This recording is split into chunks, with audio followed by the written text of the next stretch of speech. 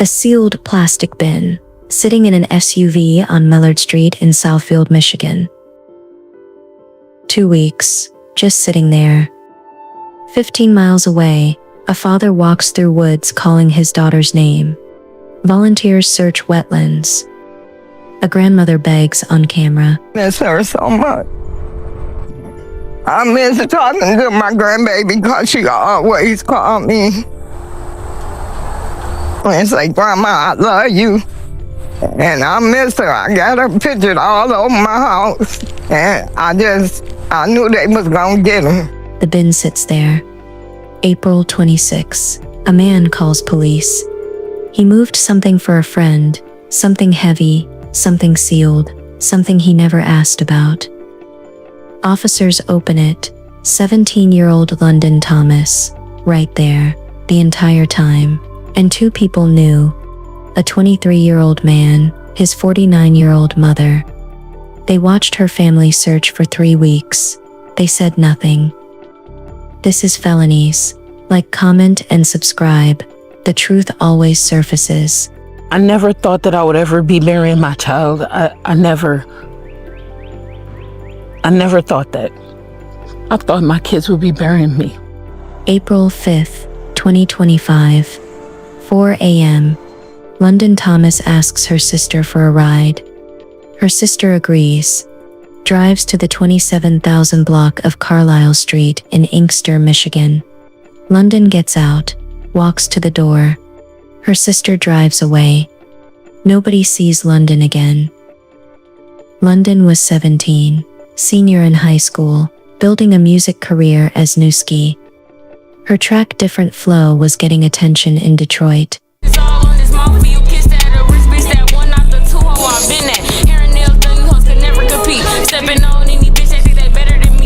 She called her father Cedric every single day.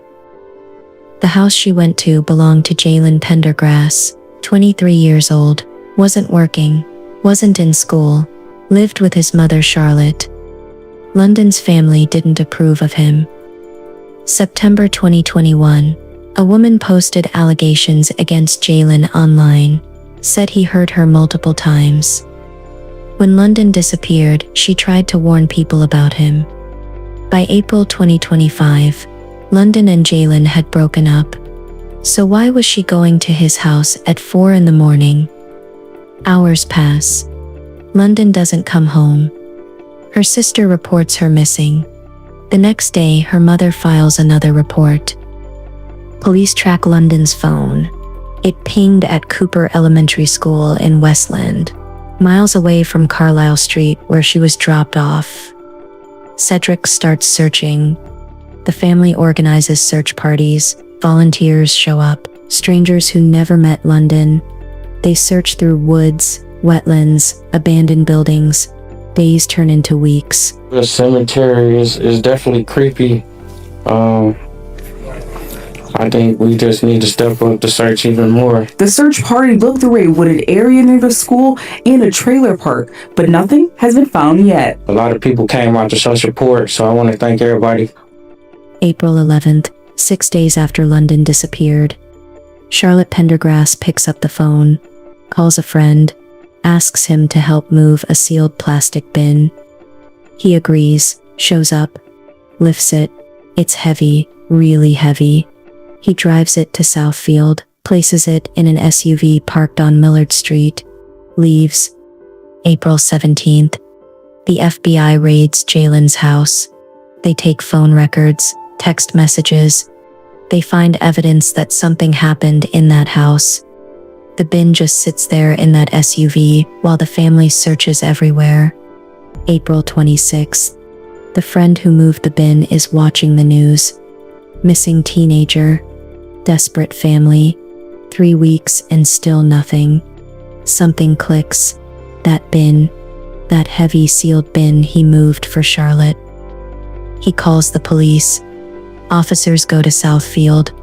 Find the SUV. Open the back. The bin is right there. They open it. London Thomas. She'd been there the whole time. The medical examiner determined the cause was asphyxia. 17 years old. Gone. First reported missing April 5th, London's body was later found on April 26th after prosecutors say a friend of Charlotte's told police he was asked by Charlotte to transport a sealed plastic bin with unknown contents, which he put in an SUV parked on Millard Street in Southfield, and inside the SUV, police found the plastic bin with London's lifeless body inside. 1 month later, police arrest Charlotte Pendergrass. She's charged with lying to investigators during the search. Charlotte told police she saw London leave their house alive on April 5th, said she walked out the door and left. But phone records proved that wasn't true. Video evidence proved that wasn't true. London never left that house alive. Charlotte lied. She deliberately misled investigators while a family was desperately searching for their daughter. The family thinks justice is finally coming. Then August 2025, the charges against Charlotte get dismissed, a technicality. Charlotte lied to an FBI agent, but Michigan law says FBI agents don't count as peace officers. Only local and state police count. So even though she clearly lied, even though she hindered the investigation, the charge can't stick. Charlotte walks free. But investigators don't give up, they keep working. Keep building their case. October 16, 2025. 6 months after London was found, warrants are issued for both Jaylen and Charlotte Pendergrass. Jaylen Pendergrass, 23 years old, charged with being involved in what happened to London and tampering with evidence. Charlotte Pendergrass, 49 years old, same charges. If convicted, both face life in prison. October 17th, they're brought in for arraignment. Both plead not guilty through their lawyers. The judge sets Charlotte's bond at $5 million. Jaylen, no bond at all. He stays locked up until trial.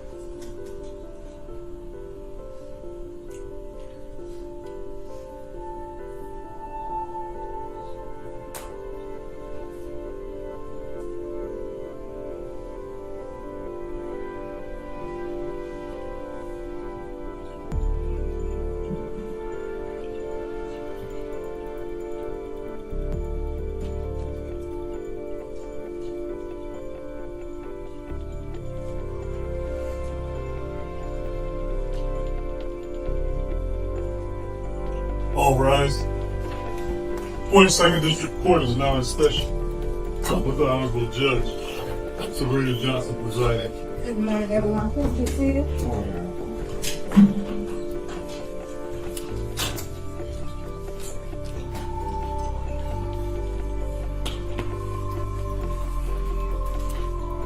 Case number 25-1709 and 25-1710 FY People versus Charlotte Pendergrass, People versus Jaylen Pendergrass.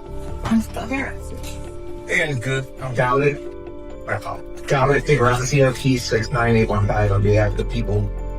And good morning, Honor, for the record, Terry Johnson, P70773 on behalf of Ms. Charlotte Pendergrass, who is present and stands to my left. Good morning.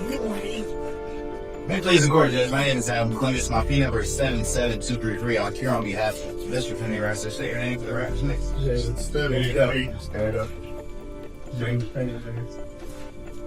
Good morning, everyone. Alright, today's morning scheduled for arraignment. Do you wish to have the charges read? Mr. Johnson. Your Honor, for purposes of arraignment, we'll waive formal reading on behalf of Ms. Pendergrass, and we'd like to enter a plea of, ask for a plea of not guilty. Very well. As to Ms. Pendergrass, currently not pleading not guilty.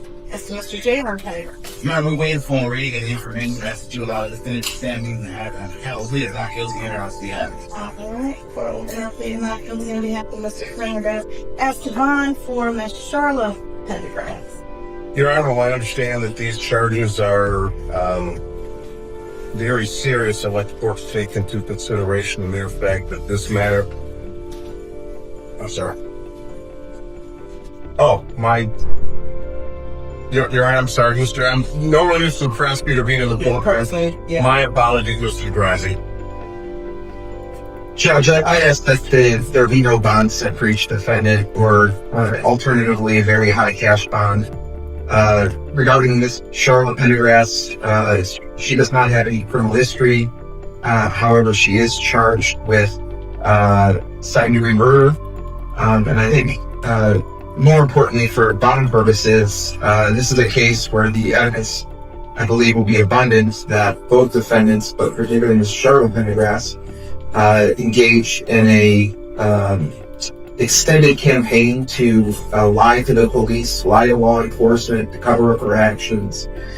She was originally charged with lying to a peace officer, which was later dismissed because an FBI agent is not a peace officer in Michigan. But the point is that Ms. Charlotte Pendergrass, I don't believe, can be trusted to follow the orders of the court.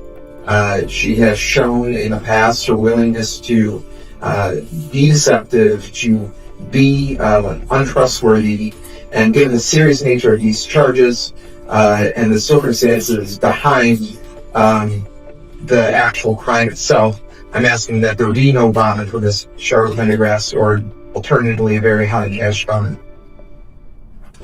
Mr. Johnson, you should respond. I do. Your Honor, I'm just rather shocked that the prosecutor can say that my client is not able to follow court orders. This court is aware Ms. Pendergrass was placed on a bond, high bond, and Ms. Pendergrass followed all of those bond conditions. Not a single time was there any allegations that she violated or did anything that she should not have done. As a matter of fact, Your Honor, even after the case was dismissed, that was back in August, so about 3 months ago, she's done absolutely nothing. She has nothing to hide. The problem is she didn't cooperate with the police in a manner in which the police wanted her to cooperate. To come forth and say no cash bond, or to say no bond or a very high cash bond, is ridiculous. She is not a flight risk. She's been here at every single court event. And I would ask that if the court sets a bond, that it be a reasonable bond. Again, based upon her actions that this court has saw, not the allegations that have been put forth by the people.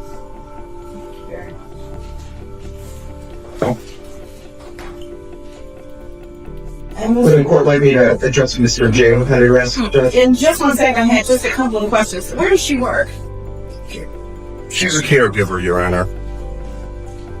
She's someone who lives in the home? No, Your Honor.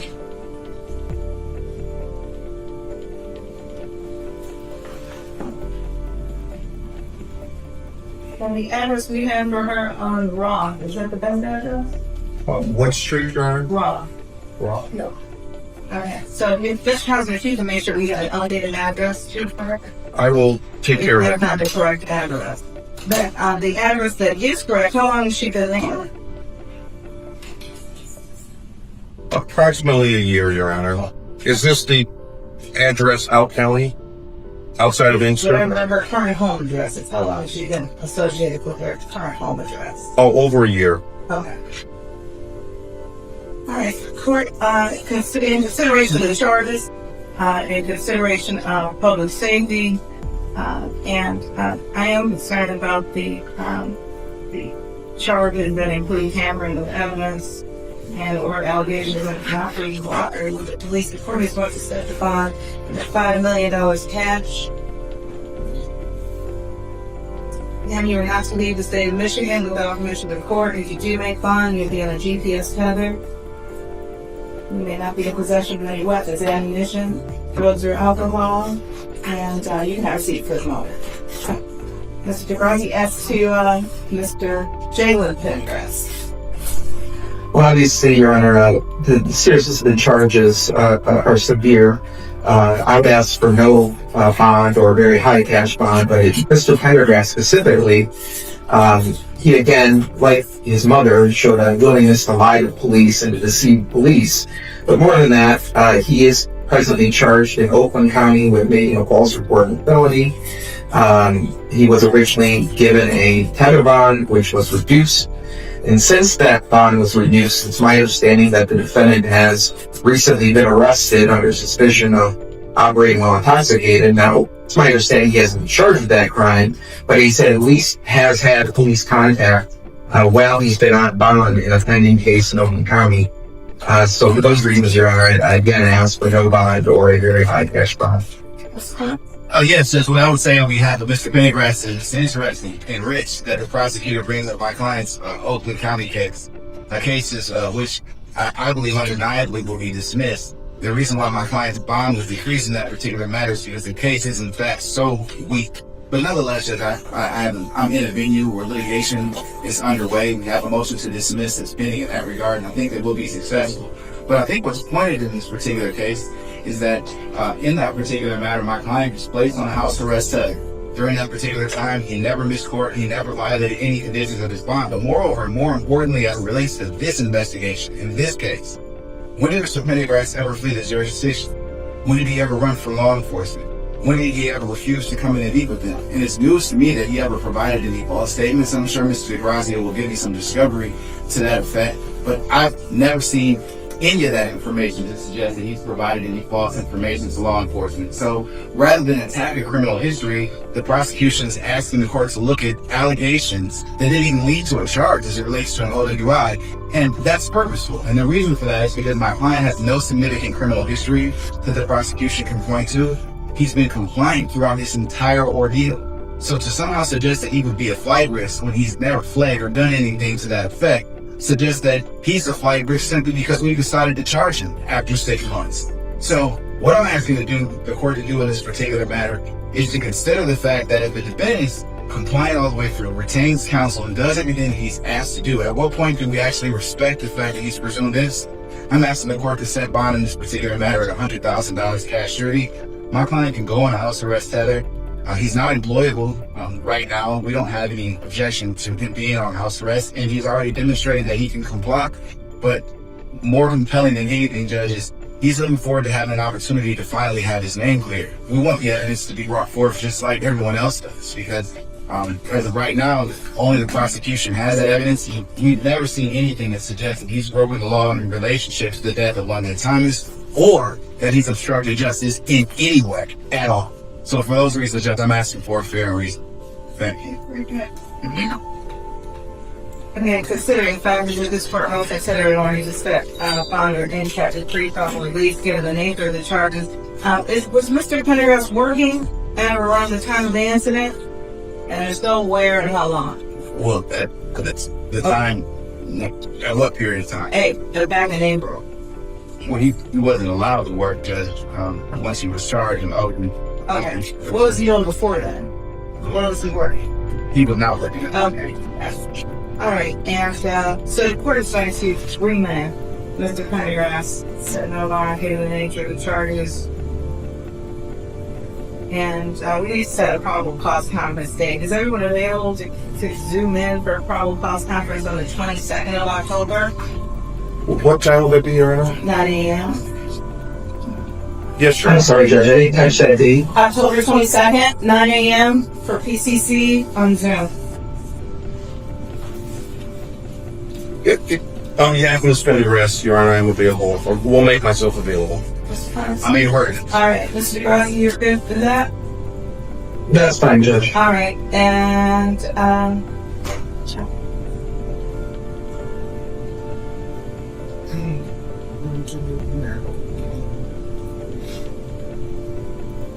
we'll set dates for next year. We'll set dates for that. I was going to try and see if we could pick examples since I have all of you here and everybody's got a calendar.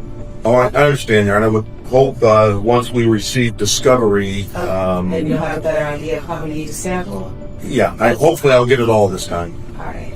All right. You'll see all verdict on the 22nd, 9 a.m. Thank you. Thank you, Your Honor. Your chef approved that. We're off today. London's memorial service was held on May 10, 2025. What should have been her 18th birthday. Instead of celebrating, her family had to say goodbye. London never graduated high school. Never went to prom in the dress she picked out. Never got to see where her music career could go. Her father Cedric organized those searches. Walked through woods every day calling her name. And the whole time Jaylen and Charlotte knew exactly where she was. Her grandmother Justina made those emotional pleas on camera. Begged whoever had London to bring her back. And Charlotte heard those pleas. Saw them. Said nothing. Jaylen was 23, London was 17, still in high school. That 6-year gap meant he was a grown man, and she was still a teenager trying to figure out her life. Her family told her she shouldn't be with him, but she didn't listen. Teenagers often don't. The trial is still coming. Jaylen and Charlotte are waiting for their day in court. The evidence will be presented, a jury will hear everything, and they'll decide. But here's what we already know. London Thomas walked into that house at 4 a.m. on April 5, 2025. She never walked back out. 2 people knew exactly where she was. 2 people watched her family suffer for 3 weeks. 2 people stayed silent until the truth finally came out. That's Felonies. Like, comment, and subscribe. The truth always surfaces. See you in the next case.